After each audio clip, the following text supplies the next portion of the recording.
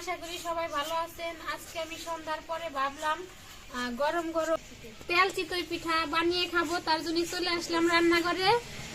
তো এই তেল চিতই পিঠাটা বানাইতেছি, আপনাদের সাথে এই ভিডিওটাই শেয়ার করতেছি। আপনারা পুরো ভিডিওটাই দেখতে থাকেন। আমি কিছুটা চালের গুঁড়া নিয়েছি, চাউলের গুঁড়ার উপরে দিয়ে দিব একটু পরিমাণ ময়দা, যেন পিঠাটা নরম হয়।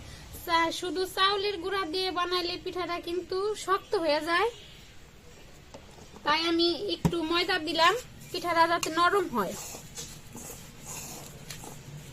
এর উপরে দিয়ে দিব এই যে চিনি, দেখেন আমাদের এটা দেশি চিনি, এর জন্য একটু কালারিং দিয়ে দিব চিনি।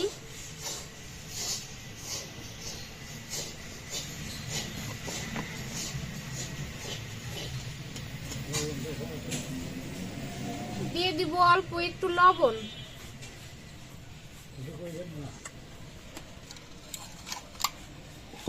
আমি এখানে অল্প একটু বেকিং পাউডার নিয়েছি, দিয়ে দিব।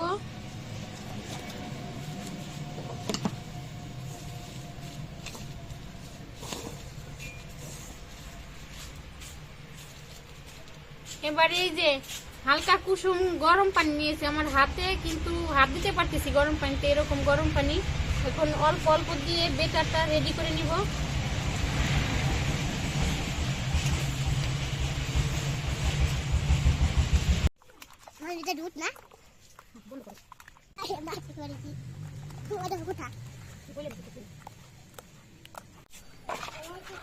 এই যে আমার পিঠা বানানোর জন্য চাউলের গুঁড়া সবকিছু একসাথে মিশাই এই গুলাটা গুলানো রেডি হয়ে গেছে।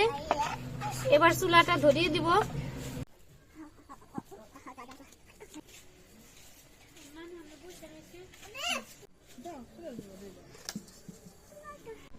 কড়াইটা কিন্তু গরম হয়ে গেছে, দিয়ে দিব তেল।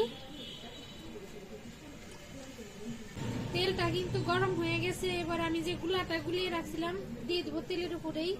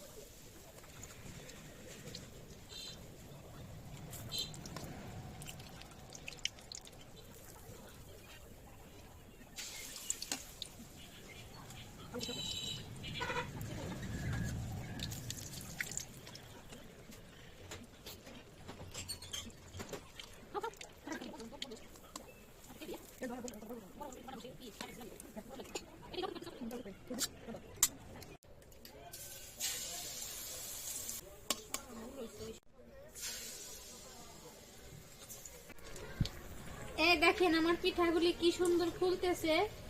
আর এই শীতের দিনে কিন্তু পিঠাপুলির উৎসব। শীতের দিনে প্রতিদিনই ইচ্ছা করে কিছু না কিছু পিঠা বানিয়ে খাই, তাই এই সন্ধ্যার পরে চলে আসছি রান্নাঘরে পিঠা বানিয়ে খাওয়ার জন্য।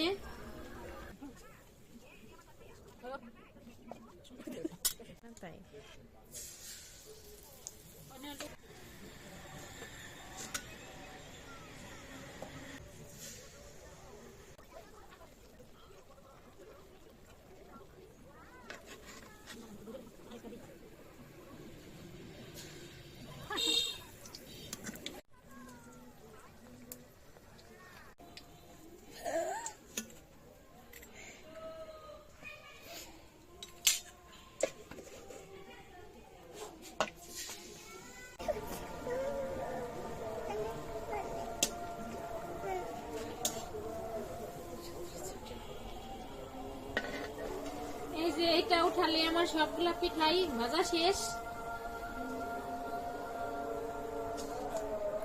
এই যে আমার তৈরি হয়ে গেছে গরম গরম তেল চিতই পিঠা। এই পিঠা কিন্তু গরম গরম খাইতে একরকম স্বাদ, আর বাসি হওয়ার পরে খাইতে আরেক রকম স্বাদ।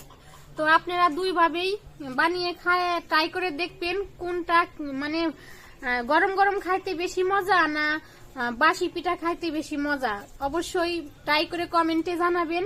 আজকে এই পিঠা আপনাদের সাথে বানিয়ে শেয়ার করলাম, ভালো লাগলে কমেন্টে অবশ্যই জানাবেন। আর ইউটিউব চ্যানেলটি যারা এখনো সাবস্ক্রাইব করেন নাই খুব শীঘ্রই সাবস্ক্রাইব করে দিবেন, পাশের বেল বাটনটি ক্লিক করে দিবেন যেন ভিডিওগুলো সামনে আসে আপনাদের দেখতে সুবিধা হয়।